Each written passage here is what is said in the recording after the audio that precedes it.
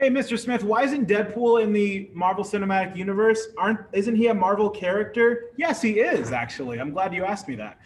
Now, a student asked me this question about 6 years ago. Now, this was before Infinity War and Endgame and all that crazy stuff happened, before Captain America, Civil War, before any of that. And I thought it was really interesting that a lot of people just kind of didn't know about this, but also I'm a huge nerd, so that's kind of why I know. But anyway, I'm getting ahead of myself. Hi, I'm Mr. Smith. I know way too much about pop culture, and in turn, it's led me to understand a lot of stuff that people just don't care to read about.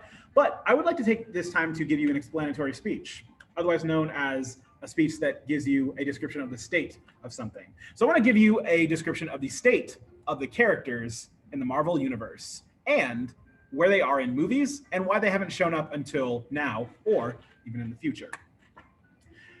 Throughout this speech, I'll discuss where the characters we love started, where they went, and how they came home. But for the most part, the first thing we need to do is talk about intellectual property. So intellectual property, or IP, as I will say for the rest of the speech, is the idea that you can connect value to something that you make. So if you invent a creator, or if you invent a character, words, and it gets really, really popular, then it's very, very easy for you to just start selling it, right? That's why Super Smash Brothers is such a big deal. In the case of this, though, Marvel made comics. So how do they make money off of their TV shows? By lending their IPs to studios and getting some of that money back. The problem was, 1996, they weren't making that much money. So they sold their big hitters out to other film studios permanently. The only deal was they had to keep making movies with those characters. Otherwise, they would come back to Marvel for no cost. Now, at the time, Marvel did not have their own film studio.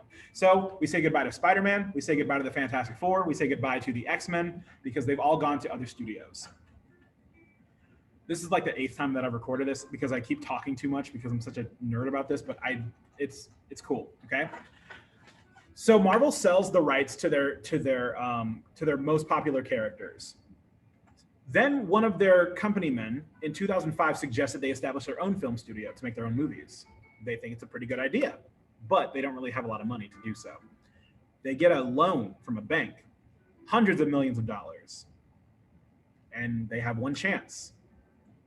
Remember earlier when I said that like if a studio doesn't make a movie with that character, it just comes back to Marvel automatically? Well, as fate would have it, Mr. Stark, or Iron Man, had just finished up his contract. So he floats back to Marvel, they make Iron Man, and it becomes one of the biggest movies of all time. Fast forward a couple of years, the MCU is kicking off. You know, we get Iron Man 2, Incredible Hulk, Thor, Captain America, the First Avenger, and then we get the Avengers movies in 2012. Great. Moving on to 2015, Avengers Age of Ultron. Great. Only problem is, Mr. Smith, I've played the video games, I read the comics, like, where's Spider-Man? Where's Deadpool? Where's all the X-Men? Like, they should be there. They should be there, but they weren't. So Spider-Man is currently owned by Sony Studios. This is why Spider-Man was not showing up in the Avengers movies, and this is why it took a long, long time for Spider-Man Homecoming to exist. But to kind of give you an updated state on it, instead of Spider-Man just getting bought back by Disney and getting sent back to Marvel Studios, they kind of have a cool deal. Sony still owns Spider-Man, but Disney helps them make the Spider-Man movies better. And in return, Spider-Man gets to show up in the Avengers movies. So we get cool things like Endgame and Infinity War. Now let's go back to the X-Men, because I know that they're very, very popular, because we all want to see Wolverine fight the Hulk, right? So this one is a little bit more savage, if you will, if I can say that as a 30-year-old man. The X-Men are owned by Fox Studios. You know, Fox, they make Family Guy, they make the Avatar movies, not The Last Airbender, like the Avatar movies, like the one that made all the money. So they have Fantastic Four, they have X-Men. The only problem is they keep making X-Men movies, they keep making Fantastic Four movies, so they hold on to the characters until Disney just bought the whole company. For a couple $1 billion, they just like bought the whole thing. So now you can watch The Simpsons on Disney Plus, which is hilarious. But that's how those characters came back. So what this means is, essentially, Marvel was broke, sold off their big characters, got rich, and now have most of their characters back in some way, shape, or form.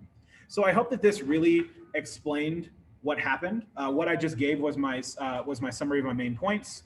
Marvel was broke, started their own film studio, bought their characters back, And now the MCU is going to get even bigger with WandaVision become like breaking a bunch of records with streaming and Falcon and the Winter Soldier coming out this weekend. But